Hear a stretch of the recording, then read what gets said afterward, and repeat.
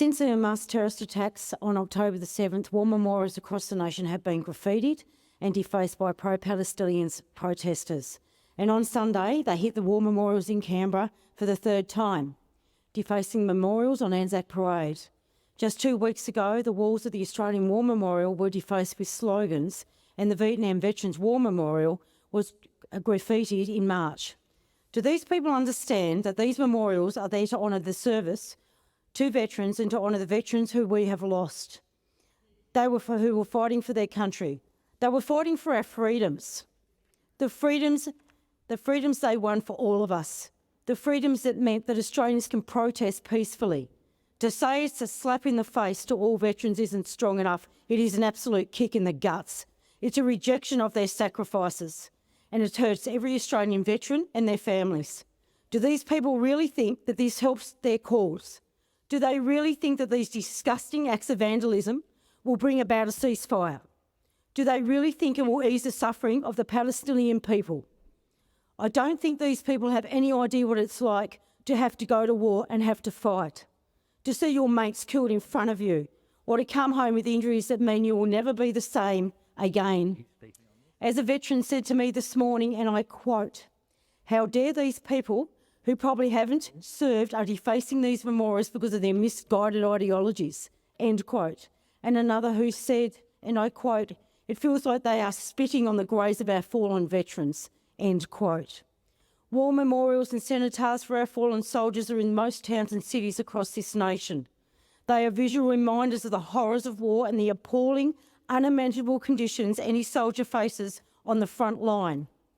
Every Anzac Day, hundreds of thousands of Australians go to these memorials to honour those who have served and to make sure that we never forget the sacrifices that they have made for this great nation.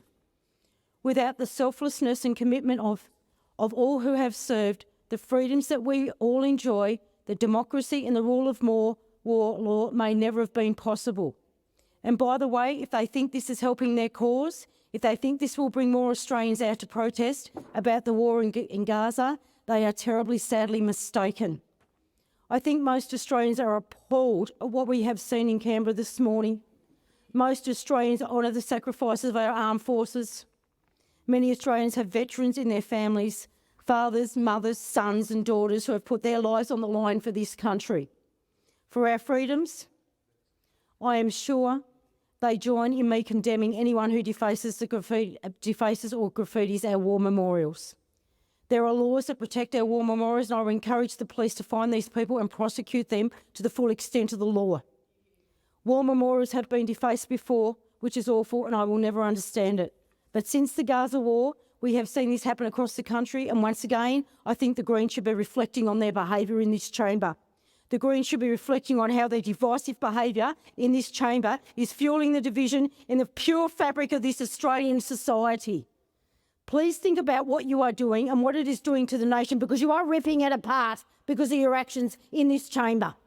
When the Greens keep calling for protests, rallies and blockading of electoral offices, when they shamelessly allow themselves to be photographed next to anti-Semitic signs, they are whipping up the worst elements of hatred in our society, encouraging them to throw red paint on political officers, to write anti-Semitic slogans on MPs' offices, and to do the things like defacing war memorials of fallen soldiers.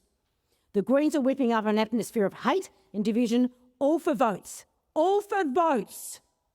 And they know it. And what's even worse, they actually don't seem to care. They don't seem to care.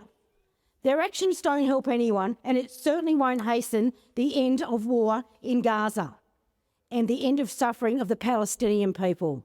I would ask that every senator in this place supports this motion today, that the Senate condemns the act of defacing war memorials by pro-Palestinian protesters, which is deeply insulting for current and former members of our Australian Defence Force and undermines the significance of these memorials as symbols of national pride and remembrance.